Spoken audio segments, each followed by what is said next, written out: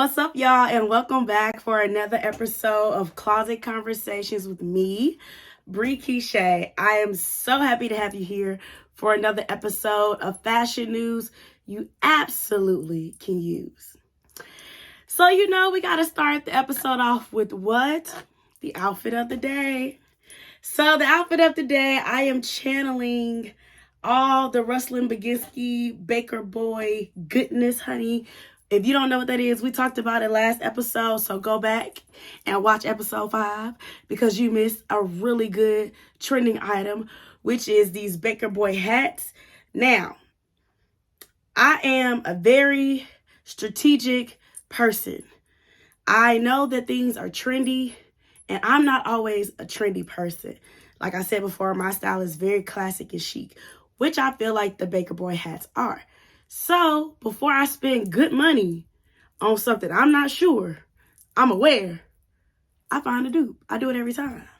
I did it with the Prada monolithic boots. I wore them boots one time. So glad I never bought them because I don't know, it just don't really fit my style, but they're really cute and trendy. So I figured I'd do the same thing with these Baker Boy hats. So I found a dupe on Amazon. This hat was like $12, y'all. And it's giving all the, newspaper boy realness, train conductor realness. Okay, she's giving chic. She's giving luxurious, honey. Yes, I'm so here for it. So I wanted to style this pretty simple because I wanted to keep it real classy, real chic. So I went with like a kind of a preppy look and paired it with this sweater vest from H&M. This is just like a cream knit sweater vest, from H&M, and then put like a white cotton button-up shirt underneath it. Then I styled it with some wide leg leather pants that I got from Target, and also put on some chunky leather pointed toe boots from Steve Madden, which are super comfortable.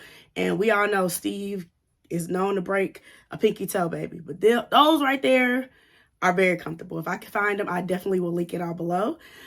And then for the accessories, I wanted to do a little pop of color. And for me, nothing goes better with black and white than a good pop of red. And so I put on my Gucci crossbody bag, threw on a cute little red lip.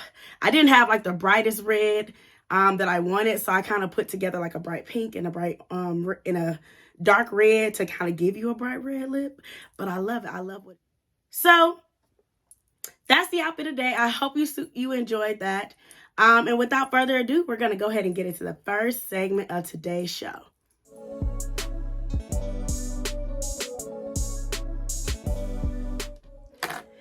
So on today's Slayed or Played, we are going to talk about the Housewives of Salt Lake City. So, on this channel, we are a Housewives stan. But I will be honest to say I'm a little biased in that I really only watch Atlanta and Potomac on a regular. It was something about the Salt Lake drama that just reeled me in. And I got into it. So I've been watching like the last season. I didn't watch from the first season, but this last season was full of drama. And I was like eyes glued to the TV. So I like the women on Salt Lake. I think they bring a lot of different and uniqueness to the Housewives franchise. But when it came to these reunion looks, baby girl, it was a no for me. It was an absolute no. And so I don't even want to spend a lot of time on it because I'm tired of talking about people who don't look good. I want to talk about people who look great. And they didn't deliver, And in my opinion, nobody is going to give us a better reunion than Atlanta. I don't think not one cast can slay better than the Atlanta Housewives. And that's me being biased, and I will take a credibility for that. However, when it comes to the fashion, they get it. They have a stylist. No IG Jeremy knows the assignment. And if everybody else would get them a stylist who understands the assignment, then we wouldn't have this problem. The same reason why Potomac gets it, because he also styles people from Potomac Housewives. He understands what we doing at the reunion. I don't know what the Salt Lake Housewives were doing at this reunion. So here we go. Let's just start off with, the worst look. in my opinion, was Meredith. Meredith wore this two-piece suit, but the blazer had all these feathers on it, and it looked like she was like Big Bird about to fly away type of thing. It was awful. And I get it because the theme is like ice, ice glam and snow princess, but this is not how you do that. The suit wasn't even tailored well. I don't know. It had the mesh piece in the front. It was just really the sleeves. The sleeves, girl, what? I don't know, but her fashion on this show kind of reflects what this looks like. You know what I'm saying? She's always a little questionable. But I couldn't get into it. I really couldn't get into it. It was the feathers for me. I don't like it. Now, my favorite look of that reunion was definitely Whitney. Now, I will say on the show, Whitney, a lot of them are a little bit annoying to me. And Whitney's one of those. I mean, she's kind of cool, but she kind of get on my nerves a little bit too. But Whitney understood the assignment, baby girl. This emerald green, one shoulder, high split dress with this sleek back hair, with the bust down middle part, baby, with the dangling earrings, honey, with the embellished shoulder, with the glove. Listen. She knew what she was doing. It was really, to me, what sold this look was the hair and the makeup. Because the dress could have fit a little bit better. But the hair and the makeup put it all together. And she looked fabulous. She did. She looked absolutely fabulous. I don't really know where everybody else was trying to go. Because it was just like, they missed the mark. And I know this is only their second season, I believe. So, they got a little bit of growing to do, but these women, they got money. So it ain't like they can't afford to look good because they just look a mess. Now, I have to, and when I say have to, I cannot not talk about Jen, because let's really. So Jen. The irony is Jen wore this purple velvet feathered embellished dress, and it's the exact same dress that Cardi B wore at the AMAs. Now, I don't remember Cardi wearing this at the AMAs, but I did not watch the AMAs. I only looked at the red carpet highlights. But I think this is when body helps deliver the look, because Cardi B's waist to hip ratio really helped her pull off that look, because on her, it looks much better than it looks on Jen. On Jen, the feathers kind of just take over her entire body. I feel like you can't even really see her because the feathers are doing way too much. I don't like the dress in general, but on Cardi B, it looks a lot better than it does on Jen Shah. And I honestly expected Jen to be the one to come with a really good look. I mean, we all know she's potentially going to prison for fraud. However, she normally is really into fashion. And I get it. Cardi B wore it, so it's fashionable to some people. But it's just not it. And it's definitely not it for her and her body type. And it just did not deliver. And I think with her signature bust down black bone straight hair was not a good look for this. She should have pulled the hair back, because it's already so much going on with those feathers that you can't even really get into the look, because it's all over the place like Jen. But yeah, I think maybe she needed a little BBL to help her out for this dress, because it just wasn't giving. Even the jewels on the front, for some reason, look a lot cheaper on her than it did on Cardi B. And I don't know why. I'm really trying to figure out, is this really the same dress? Like I said, I'm not a huge fan of it on Cardi, but I definitely don't like it on Jen. It looks terrible. So yeah, those are my thoughts on the Real Housewives of Salt Lake. So pretty much everybody played themselves except for what's the girl, Meredith, with the green velvet look. I thought she looked pretty good, but everybody else, it was kind of like, I don't know. Actually, that was Whitney. Whitney looked good in the green velvet. Meredith looked terrible in that blue with the feathers. It was a no for me. And you know what's really funny is that the one person who I think is the worst dressed on this show, which is Mary, didn't show up for the reunion. So I'm really curious what she would have wore, because everybody else looks really crazy. So I feel like at this point she would have really blended in, because normally she just does too much. Like, she always wears really nice designer, but she like piles all of it on at the same time, and it just doesn't look cohesive. And so I guess we'll never know what she was gonna wear, because baby girl didn't show up. She said no. So yeah, those are my thoughts. That's this week's Slater Play. You let me know down below in the comment section if you liked any of their reunion looks, or what was your take on their reunion looks, and who you thought was the best and worst dress. Like I said, my best dress goes to Whitney. It was really, for me, the hair and the makeup that sold the look. And then my worst dress goes to Meredith with those blue feathered suits. I just don't know where we were trying to go with that look. It didn't land at all. So now we're gonna move into the next segment of the show.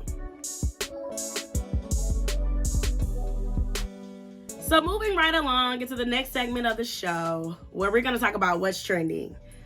So 2022 has already started off with a lot of big brand collaborations, and some of which are kind of exciting, some of which not so much. So let's just jump right into it. So first off, Balmain did a collaboration with Barbie, and Balmain is really known for like their militant chic look. So they have these signature like Balmain blazers that everybody wears that kind of like, it's very structured, has like a emphasis shoulder, and has some buttons on it, but it kind of gives you that like military chic vibe. And they do a lot of like, you know, darker greens, blacks, black and whites, you know, those type of colors. So to see them kind of collaborate with Barbie, which is like a really girly brand known for, you know, it's very feminine aesthetic, is interesting, because to me it's like polar opposite of kind of what Balmain is. But the collaboration has like a few items in it. It's not like a really large collection. I will say I'm not really a fan of most of the stuff. I don't know. I get it. Like, I don't think it's like, oh my God, this is such a cool collab. You know, like, I don't know. I feel like coming off of the Gucci and Balenciaga Hacker Project collab, and, you know, a few other collabs that we've seen happen with Fendi and Skims and a lot of other brands, I just don't know if this was the right pair. Barbie and Balmain. I don't know. I mean, the thing that I like the most, or the item that I like the most from the collaboration, is the cardigan set.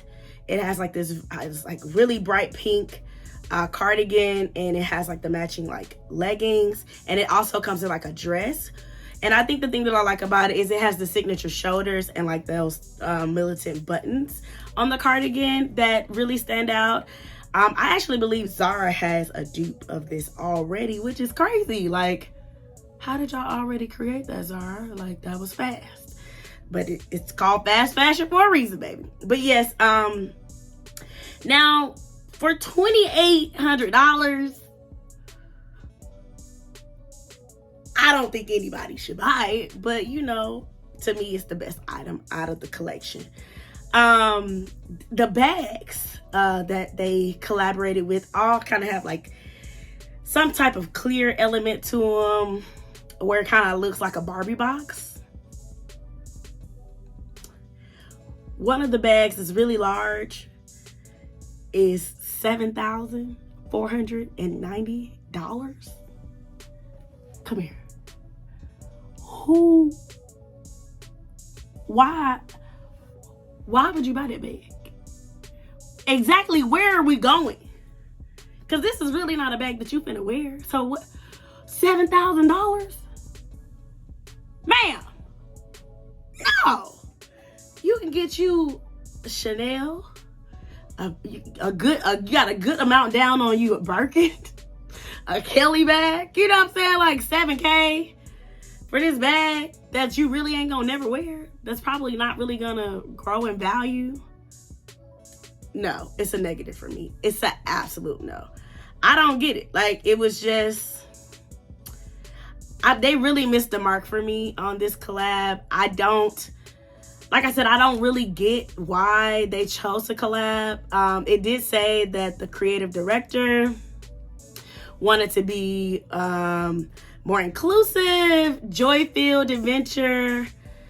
They're embarking upon something like multicultural. And I'm like, Barbie is, over the years, has become multicultural. But let's be honest, they're really not multicultural. I don't know.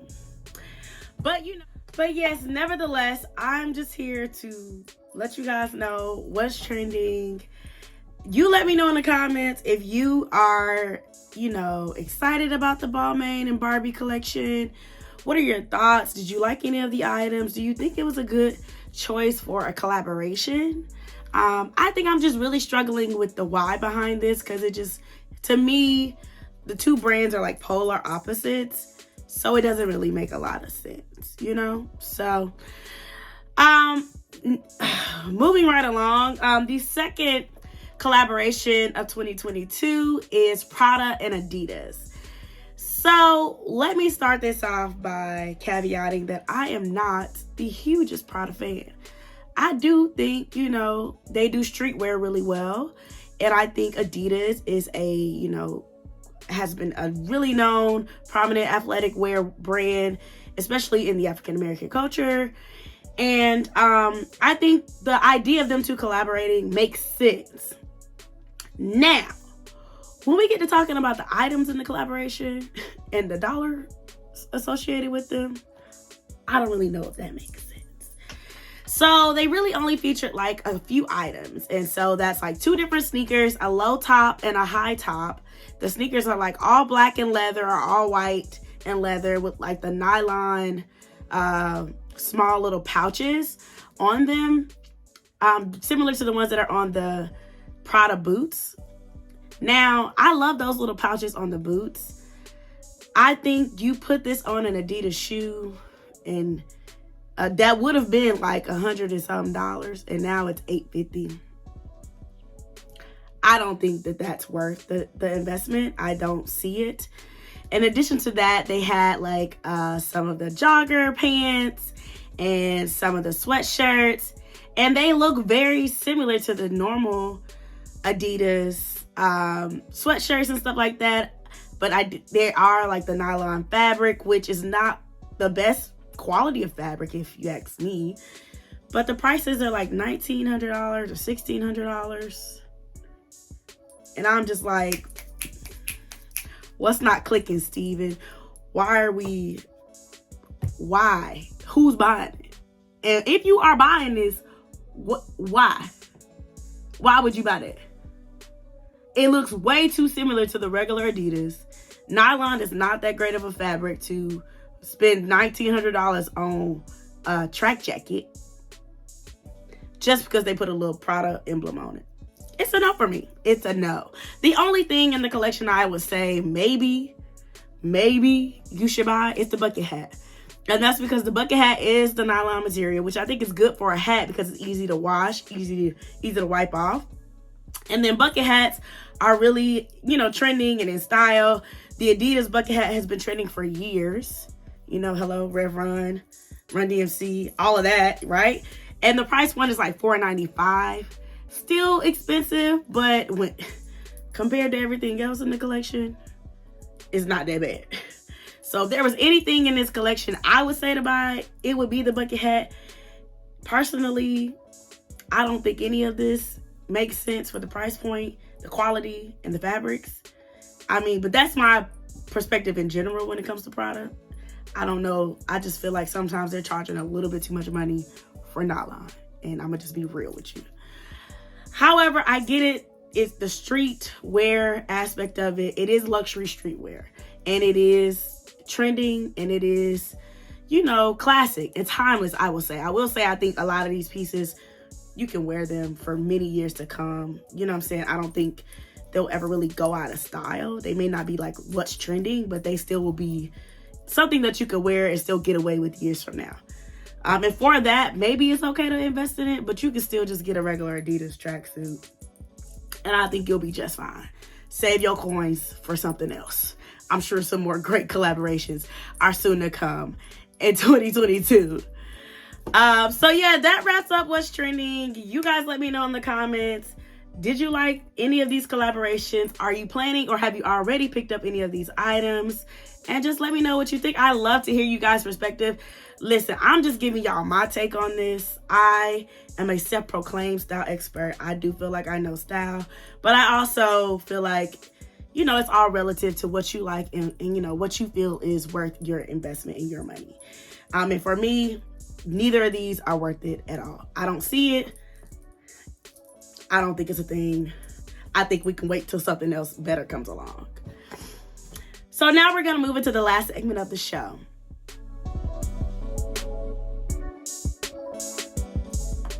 Okay, so moving into the last segment of the show, Ask the Expert. So as we get ready to prepare for spring, I know right now it seems like spring is so far away because we're in the knit and grit of winter, but in reality, it's not. We got a good 4 or 6 weeks and the weather will start to get warm, especially in the southern states. So as we're getting ready to creep up on spring, these are the things I want you to remember when you're starting to shop for your spring wardrobe. And the first thing is color. I think color is always big in spring, but like this spring, I think monochromatic, you know, vibrant color looks are going to make a statement. I think we're going to see a lot more of that Kelly green, that Bottega green that we love dearly. We're going to see a lot of like fuchsia and hot pink. We're going to see a lot of bright, vibrant orange. And we're going to see a lot of like, what's the color? Like purple and like that fuchsia type of purple, like where it's just really vibrant. Those colors are really going to be popping this spring, okay? And in addition to that, the idea of this sheer and mesh sexiness is gonna continue into the spring. I feel like that's been a thing also for many seasons, and we continue to do it in different ways, but I think those are some of the things you want to start looking for when you're picking up some of your wardrobe staples for this spring. Those 4 colors, so all that Kelly green that you picked up over the summer, in the fall, keep it out. Don't put it away when you get ready to store your clothes for the spring. And then your sheer fabrics, the mesh that give you that real sex appeal and, you know, the edginess. We're gonna see a lot of that, but in a little bit more lighter fabrics, in some of the more cool and color tones. So I'm already starting to think about my spring looks and my spring wardrobe and what I want my style to reflect this spring. And I'll share that with you guys because for me, as you know, I'm a very classic girl. My style is very chic and, you know, timeless. I want to push myself to be more trendy this spring. So the things that I'm trying to pick up more of outside of those color wheels and, you know, keeping the sheer and mesh vibes in mind, I personally want to get more streetwear. So I feel like I have a good grasp on the brunch outfit. Like my whole wardrobe is, we going to brunch, baby. Either we going to brunch or we going to work. That's my wardrobe. And so I want to incorporate more streetwear. So I'm looking to get more lifestyle sneakers, but not those with a ton of different color. I know the 4 colors that I probably will be wearing this spring. So I'm going to try to find a way to incorporate that and some lifestyle type sneakers and pull it in my wardrobe where it fits seamlessly. In addition to some more relaxed style jeans. And I think I'm really gonna struggle with that because I'm a curvy girl and jeans need to accent my body. And anytime you say like relaxed or oversized on a plus size woman, it just makes us look big a lot of the times. So I'm going to push myself to still try the trend without, feeling compromised in my own personal style, but just kind of like, relaxing my style a little bit and expanding it into other areas. So those are the things that I'm focused and narrowed in on for the spring. I would love to hear some of the things that you guys are planning to pick up for your wardrobe for the spring. I know those colors are going to be really popping this spring. Some of them were already really popping last spring and last summer, especially like that green and that orange. Those were definitely hits last year because I have a lot of items, but we're going to continue them into the spring, and you'll see them at a lot of these fast fashion and even the high fashion brands. You'll see it in a lot of the collections that they continue to deliver. So that's going to conclude today's episode of Closet Conversations. Thank you guys so much for tuning in. As always, remember to like, subscribe, comment, and share with all of your family and friends. I'm looking to grow my community. So if you love and enjoy these videos, please share them with other people so that I can get my subscribers up. And I look forward to seeing you next time. Bye.